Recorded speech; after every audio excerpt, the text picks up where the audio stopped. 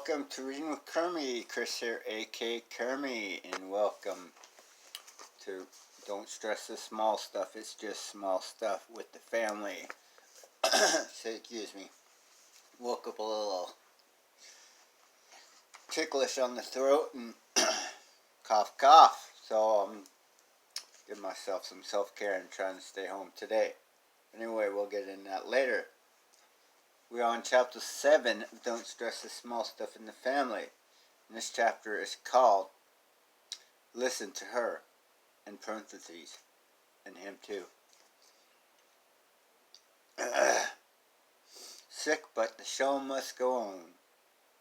If I had to pick a single suggestion that was designed to help virtually all relationships and family problems, it would be to become a better listener. And although a vast majority of us need a great deal of work on this area, I'd have to say that it's just us men who need it the most. Of the hundreds of women I've known over my lifetime and the thousands I've spoken to through my work, a vast majority complain about a spouse, boyfriend, significant other, or father is a poor listener.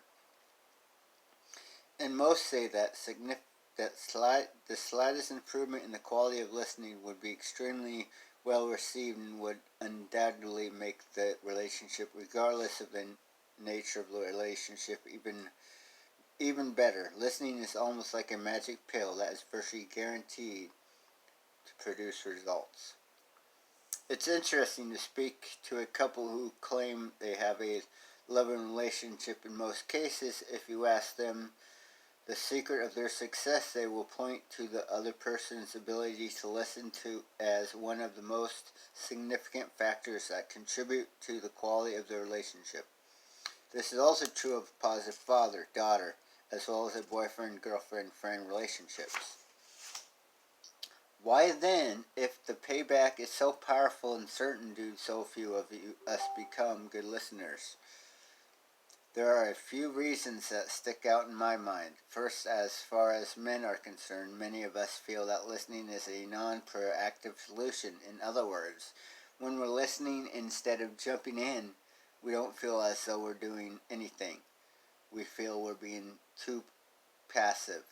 It's hard for us to accept the fact that the listening itself is the solution. The way to overcome this particular hurdle is to begin to understand how much being listened to is valued by the people we love. When someone genuinely listens to us, it feels as though we are heard and loved. It nourishes our spirits and makes us feel understood. On the other hand, when we don't feel listened to or hear our hearts sink, we feel as though something is missing. We feel incomplete and dissatisfied.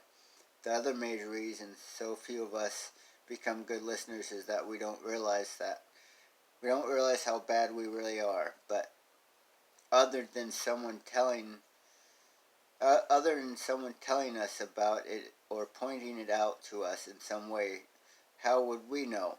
Our poor listening skills become an invisible habit that we don't even realize we have. And because we have so much company, our listening skills probably seem more than adequate, so we don't give it much thought. Determining how effective you are as a listener takes a great deal of honesty and humility. You have to be willing to be quiet down and listen to yourself as you jump into an interrupt. You have to be willing to quiet it down and listen to yourself as you jump in and interrupt someone, or you have to be a little more patient and observe yourself as you walk away or begin thinking of something else before the person you are speaking to has finished. This is about as close as you are going to get to a virtually guaranteed result. You may be amazed at how quickly old patterns and issues correct themselves and how much closer you will feel to the ones that you love if you simply quiet down and become a better listener. Becoming a better listener is an art form, yet it is not all that complicated. Mostly, all it requires is your attention to become a better listener, followed by a little practice. I'm sure your effort will be well worth it. Yes, that is a good reading. My throat is very ticklish today. I hope this, as far as this sickness is going, this is just a tickly throat and a cough.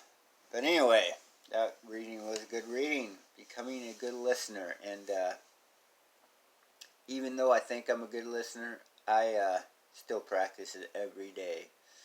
You know, my mother just recently actually told me I was a good listener because we were talking about some career choices for myself and mentioned of wanting to maybe being a counselor. So she goes, "Yeah, be great at that. You're a good listener." And I remember many times in my life where I wasn't a good listener, and just like that chapter shares, interrupting someone as they're sharing or talking to you. I used to have that habit all the time, and it drove even me nuts, and everybody around me crazy that I would want to jump in and either correct the conversation or finish the conversation or say I know about something, blah blah blah. But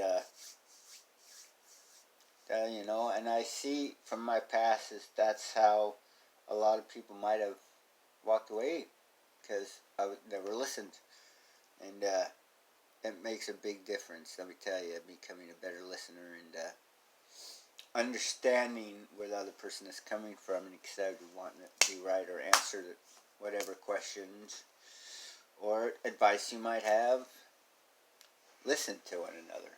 It does go a long way. A long, long way.